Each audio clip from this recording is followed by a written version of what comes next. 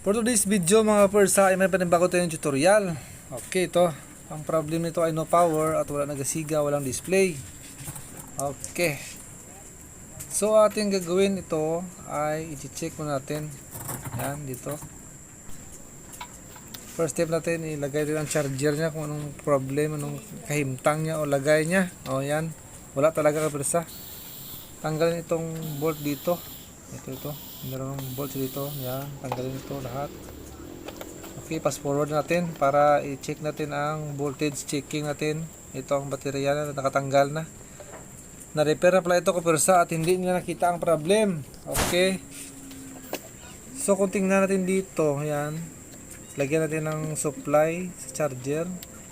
I-check natin sa 10 volts. Okay, ito. Wala talagang voltahe na galabas dito kapersa. Dito tayo mag-check sa kabila. Oy, parang mayroon yata kapersa. Oh. Siyempre ang dito sa taas kapersa may problema. Automatic na yan kapersa dito. Yan. Oh. Putol yan siya. Huwag na tayo magpapatapik-tumpik kapersa. Okay. Ayan. Siyempre, kuha tayo ng soldering iron. Yan. Initin natin yan. Okay, sabay. Para makuha natin ang paa niya. Napaka-easy itong repair kapersa. Pero hindi nila nakita ang problem. Okay. Ayan. Siyempre, meron tayo dyang pamalit dyan na brand new. Okay. Tanggalin muna natin sa soldering pump. Ayan. Doble kasi itong board niya kapersa sa taas at saka sa ibaba. Okay. Kailangan din ng soldering pump. Ayan. Mura na ito kapersa. Mura lang. Kung gusto nyo bumili, ito tayong pamalit natin. Brand new yan. Diyan natin ilagay. Hindi na na-determine ang sira kay putol ang isang port ng socket niya. Okay. Palaki natin ang butas ito kapersa para wang-wang siya. Wang-wang. Para ma-swak ang kanya. Butas niya. Ito. Okay. Try. Oh. Pwede siya kapersa.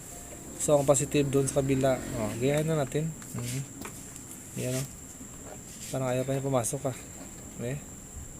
Ayan. Okay. Napasok natin kapersa sa masikip. Lagyan na natin ng soldering iron. Alright.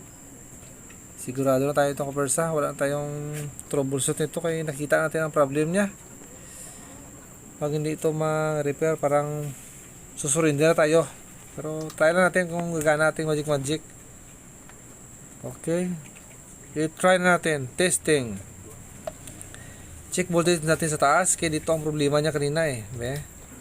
Siyempre, sa 10 volts tayo. Oy. Okay na kapersa. Kung mapasok lang yung voltage dito, ibig sabihin, lagyan natin ng baterya. Okay. Oh, yan na. Uy, umiilaw siya kapersa. Parang alam ko ng paldo nito ah. Okay. Power on.